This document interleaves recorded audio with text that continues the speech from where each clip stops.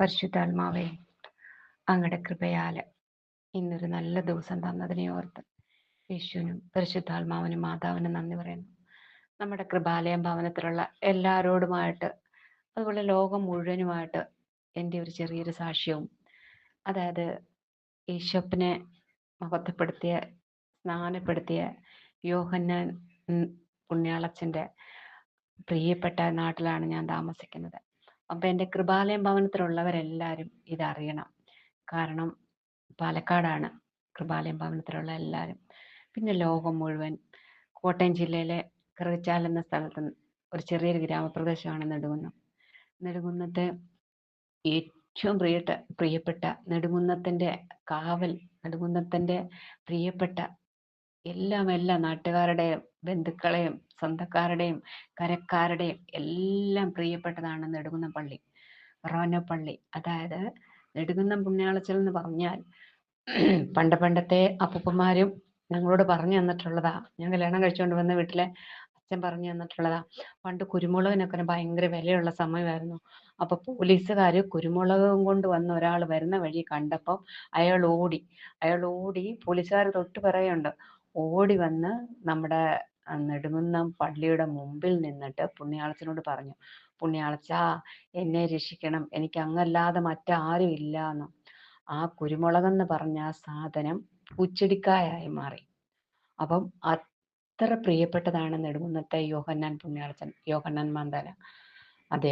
അദ്ദേഹത്തിനോട് നമ്മൾ എന്ത് ചോദിച്ചോ, ഏതാവശ്യം, നമ്മൾ നിസ്സാരമായിട്ട് കാലിന് വയ്യ, തളർവാദ രോഗി, ആ വീടില്ല, കല്യാണം കഴിക്കുന്നില്ല, രോഗസൗഖ്യം, പല ഭവനങ്ങളും ഇല്ല, പല ഭവനങ്ങളും വെച്ചു കൊടുക്കുന്നു, അങ്ങനെ എല്ലാ കാര്യങ്ങൾക്കും. അപ്പൊ അവിടുത്തെ ഏറ്റവും പ്രധാനപ്പെട്ട ഒരു നേർച്ചയാണ് കല്ലെടുക്കല്. ദുഃഖ വെള്ളിയാഴ്ചയാണ് കല്ലെടുക്കല്.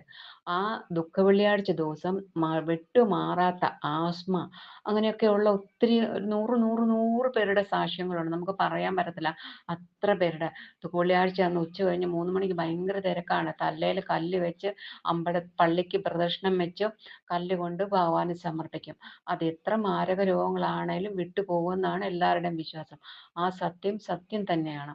അങ്ങനെ അത്രയും പ്രിയപ്പെട്ടതാണ് നമ്മുടെ നെടുകുന്നം പള്ളി.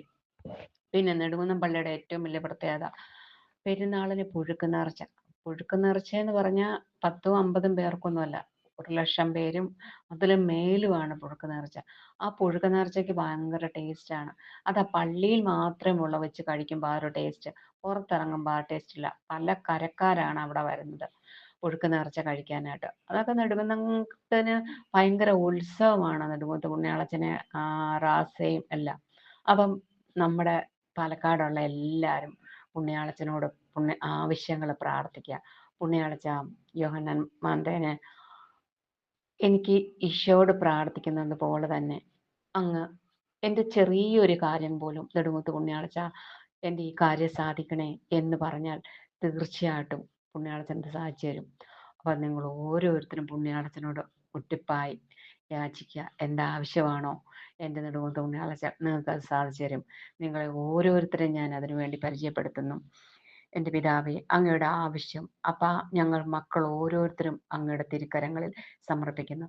ഓരോ കുഞ്ഞുമക്കളുടെയും ചെറുതും വലുതുമായ എന്തും ആവശ്യം ആയിക്കോട്ടെ, എൻ്റെ യേശുപ്പാ നെടുമുത്ത് പുണ്യാളച്ച അങ്ങ് ഞങ്ങൾക്ക് വേണ്ടതെല്ലാം, കൃപാലയം ഭവനത്തിൽ വേണ്ടതെല്ലാം, രോഗാവസ്ഥയിലായിരിക്കുന്ന അവസ്ഥയിൽ, സാമ്പത്തിക ബുദ്ധിമുട്ടുള്ള അവസ്ഥയിൽ, സന്തോഷമില്ലാതിരിക്കുന്ന അവസ്ഥയിൽ, പരീക്ഷാക്കാലത്ത് കുഞ്ഞുങ്ങൾ ജയിക്കുന്നില്ല എന്നുള്ളൊരു സംഘർഷത്തിൽ, അവരുടെ കടബാധ്യതകൾ വിട്ടു മാറുന്നില്ല എന്നുള്ളത്, എണീറ്റ് നടന്ന് തളർവാദ രോഗിയായി കിടക്കുന്ന പല ഭവനങ്ങളുണ്ട്. അപ്പൊ അങ്ങനെയുള്ള എല്ലാ ഭവനങ്ങളും, അതിനോടൊപ്പം നമുക്ക് പ്രധാനപ്പെട്ടതാണ് വിവാഹം കഴിക്കാത്ത കുഞ്ഞുങ്ങൾ, പ്രായമായി ഇപ്പൊ പലയിടത്തും നിൽക്കുന്നു, ആ വിവാഹം നടക്കാത്ത വീട്ടിൽ, അതുപോലെ കുഞ്ഞുങ്ങളില്ലാതെ ബുദ്ധിമുട്ടുന്ന പലരും എന്നെ വിളിച്ച് പറയുന്നു, കുഞ്ഞുങ്ങളില്ലാതെ ബുദ്ധിമുട്ടുന്ന പ്രാർത്ഥിക്കണേ എന്ന്. അങ്ങനെ അവർക്ക് എല്ലാവർക്കും വേണ്ടി നമുക്ക് ഉൽപ്പത്തി 32 ചേർത്ത് വെക്കാം. യാക്കോബ് തിരിച്ചു വരുന്നു. അതിനർത്ഥം യേശുവിന്റെ കാലിൽ കെട്ടിപ്പിടിച്ച് കിടക്കണം. നിങ്ങൾ മടുത്തു പോവരുത്.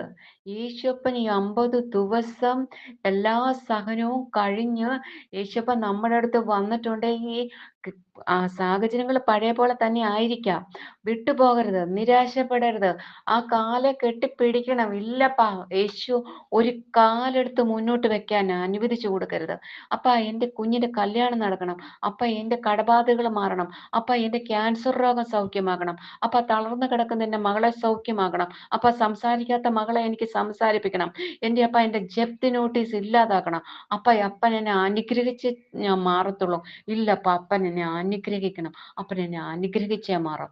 അങ്ങനെ ഓരോരുത്തരും മുട്ടുമേൽ നിന്ന് അപ്പന്റെ കാലിൽ പിടിച്ച് പ്രാർത്ഥിക്കണം. അപ്പൻ തീർച്ചയായിട്ടും അനുഗ്രഹിച്ചിരിക്കും. ഇതൊരു സാക്ഷ്യമായിരിക്കും, ഉറപ്പായിട്ടും ഇതൊരു സാക്ഷ്യമായിരിക്കും. കാരണം നെടുകുന്നത്ത് പുണ്യാളച്ചൻ തീർച്ചയായിട്ടും ഒരു സാക്ഷ്യം പറയാൻ അനുവദിച്ചിരിക്കും ഓരോരുത്തരെയും. ഈ പ്രാർത്ഥന ആരൊക്കെ കേൾക്കുന്നുണ്ടോ, എപ്പോ ഒക്കെ കേൾക്കുന്നുണ്ടോ, ആ നിമിഷം എല്ലാം പരിശുദ്ധാത്മാവ് നിറഞ്ഞ് ആ ഭവനവും കേൾക്കുന്ന ആളും അവരുടെ ആവശ്യങ്ങൾ സാധിച്ചിരിക്കും.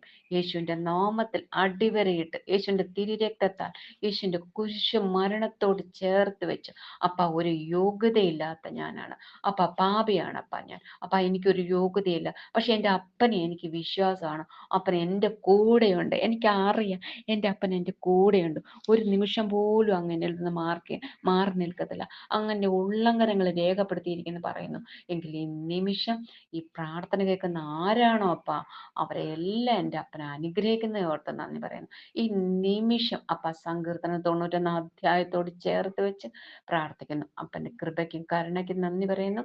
പിതാവിനും പുത്രനും പരിശുദ്ധാത്മാവിനും നാമത്തെ സ്തുതിയായിരിക്കണമേ. അപ്പ നല്ലൊരു ദിവസം നാളത്തെ അങ്ങയുടെ കരങ്ങളിലാണ്. അതിനെ സമർപ്പിച്ച് പ്രാർത്ഥിക്കുന്നു. അപ്പ